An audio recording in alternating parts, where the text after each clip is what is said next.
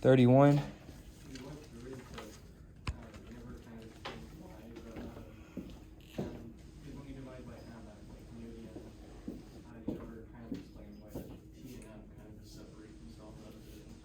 You're just, because there wasn't anything to explain, you're just factoring out a t. Oh. It's just a factor thing. So, I mean, essentially, this is the same setup, right? So, if we wanted to go through how that worked, you start with this setup here. And then, to find the acceleration in the x direction, we're going to use this formula. T cosine theta minus friction equals mass times the acceleration in the direction that we're wanting. So T cosine theta minus mu times the normal force equals m acceleration in the x direction.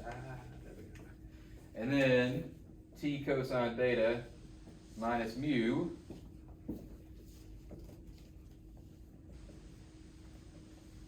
and then you're basically figuring out what n is here, right?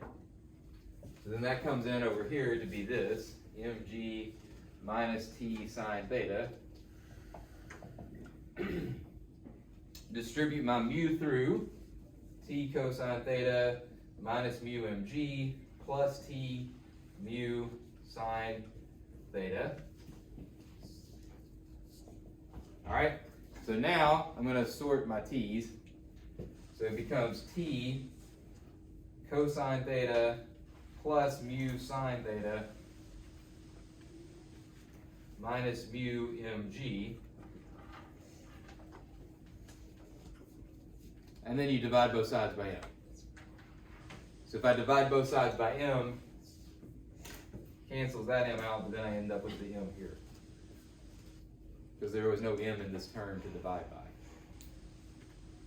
So dividing by m here gets you a by itself, cancels out this m, but then you still have to divide by m on the t.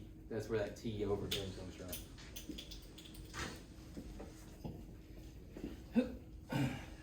You came in early. Did you have a question? No, I didn't. All right. Anybody else got a question? All right. I want to take a minute to look at your.